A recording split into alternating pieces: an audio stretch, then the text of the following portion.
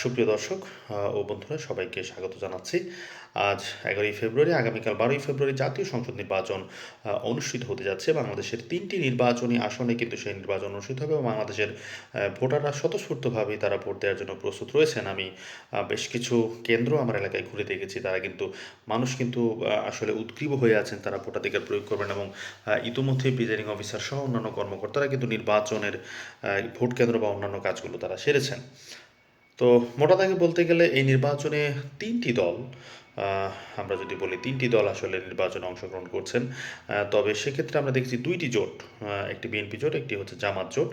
এবং যদি ৩টি রাজনৈতিক দলের কথা আমরা বলি, বিএনপি অবশ্যই, জামাত ইসলাম, এনসিপি এবং আরও একটি রাজনৈতিক দল যেটি না বলবেন না সেটা হচ্ছে বাংলাদেশ ইসলামী আন্দোলন। সেটি কিন্তু তারাও কিন্তু মোটামুটি আমরা দেখেছিলাম যে ৩০০ আসনে তারা ভোট দিয়েছিল। যদিও আমরা গতকাল দেখেছি যে কুড়িগ্রামে কিন্তু সার্জিস আলম, এনসিপির যে প্রার্থী জামায়াত ইসলাম জোটের, তাকে সমর্থন জানিয়ে, যেহেতু তিনি জুলাই আন্দোলনে গুরুত্বপূর্ণ ভূমিকা রেখেছেন, সেই জন্য তাকে সমর্থন জানিয়ে ইসলামী আন্দোলনের প্রার্থী কিন্তু তাকে সেই নির্বাচন থেকে আসলে তিনি নিজেকে উইথড্র করে নিয়েছেন। তো আগামীকাল সংসদ নির্বাচনের পর পরশুদিনই হয়তো আমরা জানতে পারবো কারা নতুন সরকার গঠন করতে পারছে। তো আপনারা যারা নির্বাচনে ভোট দিবেন, আপনারা যারা সাধারণ নাগরিক রয়েছেন, যারা নাগরিক সচেতন, তারা আসলে কি ভাবছেন? কে ক্ষমতায় আসতে পারে, বা বিএনপি জোট নাকি জামাত জোট? আমরা দেখেছি যে বিভিন্ন ধরনের গুঞ্জন, বিভিন্ন ধরনের আলোচনা, বিভিন্ন ধরনের রঙ্গরস সামাজিক যোগাযোগ মাধ্যমে হচ্ছে। কেউ কেউ বলছেন বিএনপি ২০০ আসন পাবে, কেউ কেউ বলছেন জামাত ১৫০ আসন পাবে, কেউ কেউ বলছেন জামাত সরকার গঠন করবে, আবার কেউ কেউ বলছেন বিএনপি সরকার গঠন করবে।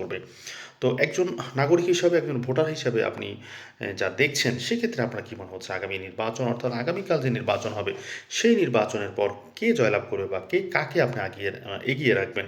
এছাড়া আপনার যে সংসদীয় আসন রয়েছে, আপনার সংসদীয় আসনে কে নির্বাচনে জয়লাভ করতে পারে বা আপনি কাকে ভোট দিতে পারেন, কে আপনার কাছে বেশি যোগ্য মনে হয়? আশা করি আপনারা এই বিষয়গুলো আমাদের কমেন্টের মাধ্যমে জানাবেন এবং আগামীকাল অবশ্যই সৎ, যোগ্য এবং নির্ভীক, যে দেশের জন্য, মানুষের জন্য, আপনার আসনের জন্য কাজ করতে পারবে, তাকেই আপনি নির্বাচনে ভোট দিবেন এবং জয়লাভ করবেন।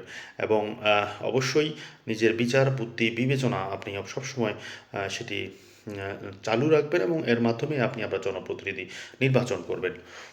তো শেষ পর্যন্ত দেখা যাক। আগামীকালের জন্য শুভকামনা। সবাই যেন নির্বিঘ্নে ভোট কেন্দ্রে গিয়ে নিরাপত্তার সাথে এবং স্বাধীনভাবে ভোটাধিকার প্রয়োগ করতে পারে, সেটাই কিন্তু সাধারণ মানুষের আসলে বড় চাওয়া। আমরা দেখেছি অন্যান্য সময়গুলোতে মানুষের এই ধরনের উৎসাহ উদ্দীপনা কিন্তু ভোট নিয়ে আসলে ছিল না। যে উৎসাহ উদ্দীপনা আমরা দেখেছি, যে গতকাল মানুষ অনেক কষ্ট করে, বাসে করে, ট্রেনে করে, লঞ্চে করে তারা কিন্তু তাদের গন্তব্যস্থল, তাদের বাড়ির পথ, তাদের যেখানে তাদের ভোটের অধিকার রয়েছে, যেখানে তারা ভোট প্রয়োগ করবেন, সেখানে কিন্তু তারা গিয়েছেন।